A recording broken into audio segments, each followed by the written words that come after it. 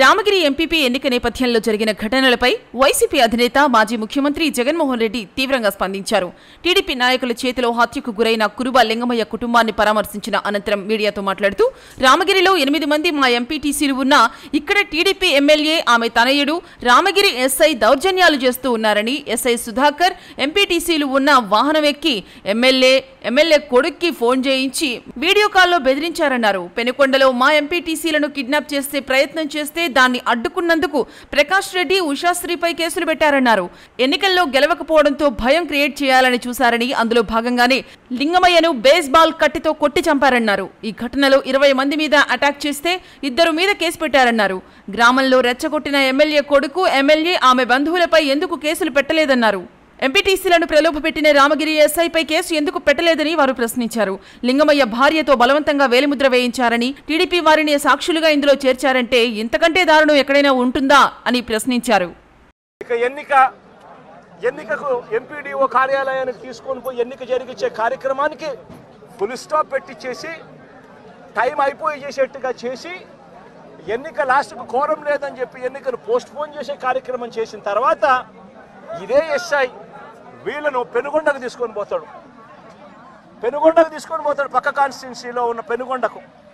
అక్కడ ఎంఆర్ఓ కార్యాలయంలో తీసుకొని పోయి ఎంపీటీసీను బైండ్ ఓవర్ చేస్తూ అక్కడ తెలుగుదేశం పార్టీకి సంబంధించిన నాయకులందరినీ కూడా అక్కడికి రమ్మని చెప్పి చెబుతాడు.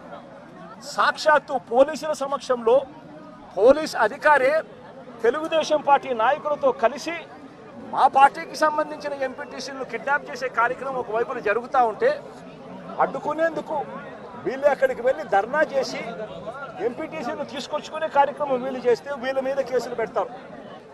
రామగిరి మండలంలో భయం క్రియేట్ చేసేదానికోసం ఈ మండలానికి సంబంధించిన ఒక ఇంపార్టెంట్ నాయకుడిని 27వ తారీఖున అటాక్ చేశారు ఇదే ఊర్లో. 28వ తారీఖున మళ్ళీ అదే ఇంటిని అటాక్ చేశారు. జయచంద్రారెడ్డిని అటాక్ చేస్తే ఇదే జయచంద్రారెడ్డి, ఇదే కురువ లింగమయ్యన్న వీళ్ళందరూ కూడా దాన్ని అడ్డుకొని పోలీసులకు వెళ్ళి కంప్లైంట్ చేశారు. ఎందుకు మమ్మల్ని అటాక్ చేస్తూ ఉన్నారు, మండలంలో భయాందోళన క్రియేట్ చేసేందుకోసం అని చెప్పి మళ్ళీ ఈ ఎన్నిక జరిగితే ఈ ఎన్నికల్లో మళ్ళీ వైఎస్ఆర్సీపీ ఎంపీటీసీలను భయపెట్టాలనే ఉద్దేశంతో, భయానికి గురి చేయాలనే ఉద్దేశంతో అటాక్ చేసే కార్యక్రమం జరుగుతూ ఉంది. దీన్ని అరికట్టండి అని చెప్పి పోలీసులకు వెళ్తే పోలీసులకు ఘటనకు సంబంధించిన కంప్లైంట్ ఇచ్చినా కూడా పోలీసులు కనీసం పట్టించుకున్న పాపాన పోలేదు. మార్చి 30వ తారీఖున కురుబ లింగమయ్యన్న కొడుకు బైక్లో తాను పోతా ఉంటే బైక్లో పోయేటప్పుడు వాళ్ళ ఇళ్ళ ద్వారా పోయే కార్యక్రమం జరుగుతూ ఉంటే బైకును అడ్డగించి లింగమయ్య కొడుకును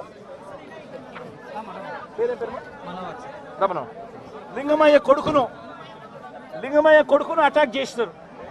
అటాక్ చేస్తే లింగమయ్య కొడుకు మనోహర్ అటాక్ చేస్తే ఫోన్లో నాన్న నన్ను కొడతా ఉన్నారు, నన్ను అటాక్ చేసినారు, నన్ను కొడతా ఉన్నారు అని చెప్పి వాళ్ళ నాన్నతో తను మాట్లాడితే నువ్వు ఫోన్ చేసి మళ్ళీ మీ నాయనకి చెప్తావా అని చెప్పి మళ్ళా వీళ్ళింటికి ఇక్కడ నుంచి 20 మంది బేస్బాల్ బ్యాట్ కూడా తీసుకొని పోయి బేస్బాల్ బ్యాటు, కట్టెలు, రాళ్ళు, మచ్చుకొత్తి కూడా తీసుకొని మీద 20 మందితో ఇళ్ళ కాడికి పోయినారు. ఇంటికాడికి పోయి లింగమయ్యన్నను బేస్బాల్ కట్టెతో నెత్తి మీద కొడితే బేస్బాల్ కట్ట విరిగి ఏకంగా ఆ మనిషి చనిపోవడం జరిగింది. నేను అడుగుతా ఉన్నా ఇదే రకమైన పాలనకు సంబంధించి నేను క్వశ్చన్స్ అడుగుతా ఉన్నా. చంద్రబాబు నాయుడు గారిని అడుగుతా ఉన్నా, పోలీసులను అడుగుతా ఉన్నా, అయ్యా మీరు చేసేది న్యాయంగా ఉందా, మీరు చేసేది ధర్మంగా ఉందా అని చెప్పి నేను అడుగుతా ఉన్నా.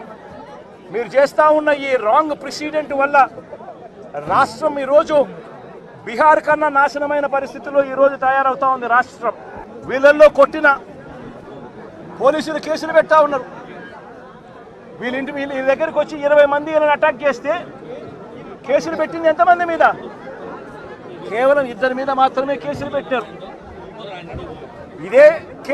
ఇదే దాంట్లో క్రియాశీలకంగా వ్యవహరించిన రమేష్ నాయుడు మీద ఎందుకు కేసు పెట్టలేదు, మిగిలిన వాళ్ళందరినీ కేసులోకి ఎందుకు తీసుకొని రావడం లేదు అని చెప్పి ఇదే పోలీసులు ఇదే చంద్రబాబు నాయుడు గారిని అడుగుతా ఉన్నా. ఇదే గ్రామంలో ఇదే తెలుగుదేశం పార్టీకి సంబంధించిన ఎమ్మెల్యే బంధువులు, వీళ్ళంతా బంధువులను తెలిసినా కూడా రెచ్చగొట్టే కార్యక్రమం సాక్షాత్తు ఈ ఎమ్మెల్యే కొడుకు ఇక్కడికి వచ్చి ఈ గ్రామంలో 27 తారీఖు ఆయనే వచ్చి రెచ్చగొట్టే కార్యక్రమం చేసిపోయినా కూడా ఆయన మీద కూడా కేసు ఎందుకు పెట్టడం లేదు అని అడుగుతా ఉన్నా. వాళ్ళందరినీ కూడా తప్పించే కార్యక్రమం చేస్తూ ఉన్నారు. తూతూ మంత్రంగా 2 మీద మాత్రమే కేసు పెట్టారు. కానీ ఈ హత్యను ప్రోత్సహించిన ఎమ్మెల్యేను కానీ ఎమ్మెల్యే కుమారుడు కానీ వారి మీద మాత్రం ఎటువంటి చర్యలు కూడా తీసుకోలేదు. కంప్లైంట్ చేసినా కూడా 27వ తారీఖున 28వ తారీఖున మా ఇళ్ల మీద దాడి జరుగుతూ ఉంది, మాకు పోలీస్ ప్రొటెక్షన్ ఇవ్వండి అని చెప్పి కంప్లైంట్ చేసినా కూడా పోలీసులు ఎందుకు పట్టించుకోలేదు అని చెప్పి చంద్రబాబు నాయుడు గారిని అడుగుతా ఉన్నా, పోలీసులను కూడా అడుగుతా ఉన్నా. ఇదే ఎస్ఐ సుధాకర్ అనేవాడు వీడియో కాల్స్తో ప్రతి ఎంపీటీసీలని కూడా తానే ప్రలోభాలు పెడుతూ తన ఫోన్లో నుంచే వీడియో కాల్స్తో వాళ్ళతో ఫోన్లో మాట్లాడించి తానే క్రియాశీలకంగా ఇదే రామగిరి మండలానికి సంబంధించిన ఎస్ఐ కేసు పెట్టినా కూడా యాక్షన్ తీసుకోకుండా తానే ఇవన్నీ చేస్తూ ఉంటే ఎందుకు ఆ ఎస్ఐ మీద యాక్షన్ తీసుకోవడం లేదు, ఎందుకు ఆ ఎస్ఐ ఫోన్ రికార్డ్స్ను ఎందుకు పరిగణలోకి తీసుకోవడం లేదు అని చెప్పి కూడా గట్టిగా అడుగుతా ఉన్నా. ఇదే లింగమయ్యతో పాటు కొడుకు శ్రీనివాస్పై కూడా దాడి చేశారు. కానీ ఆశ్చర్యం ఏమిటంటే లింగమయ్య కొడుకు నుంచి కాకుండా వాళ్ళు కంప్లైంట్ రాసుకునింది ఎవరితో తెలుసా? వాళ్ళంతకు వాళ్ళే ఒక పేపర్ మీద రాసుకొని వచ్చి పోలీసులు చదువు రాదని చెప్పి లింగమయ్య అన్న భార్యతో ఏలుముద్ర బలవంతంగా చేయించుకున్నారు. ఇది న్యాయమేనా అని అడుగుతా ఉన్నా. లింగమయ్య అన్న భార్య చదువు రాదని, కొడుకు పక్కనున్నాడు, దాడిలో ఆయన కూడా గాయపడ్డాడు, చదువుకున్నాడు, కానీ ఆయనతో స్టేట్మెంట్ తీసుకోరు. స్టేట్మెంట్ తీసుకునేది పోలీసులే రాస్తారు. లింగమయ్య అన్న భార్యతో ఏలుముద్ర తీసుకుంటాడు. ఎందుకు ఆయన చదువు రాదు, భయపడిచ్చి పెట్టకపోతే సంతకం ఏలుముద్ర వేయకపోతే ఏమన్నారమ్మా, సంతకం పెట్టాలి. ఎట్టి పరిస్థితుల్లో పెట్టకుండా పోతే ప్రసక్తే లేదు, ఖచ్చితంగా పెట్టాలని చెప్పి ఆమెతో ఏలుముద్ర తీసుకుంటారు.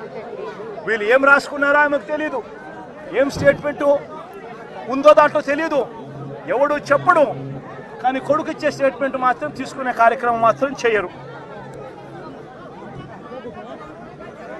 ఇదే లింగమయ్యను చంపాలనే ఉద్దేశంతో బేస్బాల్ బ్యాటుతో మరి ఇక్కడికి వచ్చి బేస్బాల్ బ్యాటుతో తల మీద కొట్టి చంపిన నేపథ్యంలో ఎక్కడ కూడా పోలీసులు నమోదు చేసిన కేసుల్లో ఎక్కడా కూడా బేస్బాల్ బ్యాట్ ఉందని, బేస్బాల్ బ్యాట్తో కొట్టారని చెప్పి ఎక్కడా రాయరు. ఏంది చిన్న కర్రలతో గొడవ జరిగిందని, ఆ దొమ్మిలో ఏదో జరిగిపోయిందని వక్రీకరించే ప్రయత్నమే జరుగుతూ ఉంది. ఇక్కడ ఆశ్చర్యకరమైన విషయం ఏమిటంటే పోలీసులు విచారించిన 8 మందిలో 5 మంది మాత్రమే లింగమయ్య కుటుంబీకులు. మిగిలిన 3 పోలీసులు సాక్షులుగా చేర్చిన మిగిలిన 3 తెలుగుదేశం పార్టీకి సంబంధించిన నిందితులకు సంబంధించిన సన్నిహితులను సాక్షులుగా మరో 3 పోలీసులే చేర్చడం అన్నది నిజంగా లా అండ్ ఆర్డర్ అన్నది ఏ స్థాయిలోకి దిగజారిపోయింది, పోలీసు అనే వ్యవస్థ ఏ స్థాయిలోకి దిగజారిపోయింది అని చెప్పడానికి నిజంగా ఇంతకన్నా వేరే ఉదాహరణ కూడా అవసరంలా. అంటే వీళ్ళే మనుషులను తప్పించేదానికోసం సాక్షులను కూడా వీళ్ళకు కావలసిన సాక్షులను మాత్రమే వీళ్ళు ఇప్పుడే యాడ్ చేసుకొని దానికి మళ్ళా లింగమయ్య అన్న భార్యతో ఏలుముద్ర చేయించుకొని వీళ్ళంతకు వీళ్ళే కేసును బిల్డప్ చేస్తూ ఉన్నారనంటే ఇంతకన్నా దారుణమైన పోలీసు వ్యవస్థ ప్రపంచ చరిత్రలో ఎక్కడైనా ఉంటుందా అని అడుగుతా ఉండ. వీళ్ళంతకు వీళ్ళే తప్పుడు సాక్ష్యాలు క్రియేట్ చేసి వీళ్ళంతకు వీళ్ళే కేసును నీరు కార్చే కార్యక్రమం జరుగుతూ ఉంది.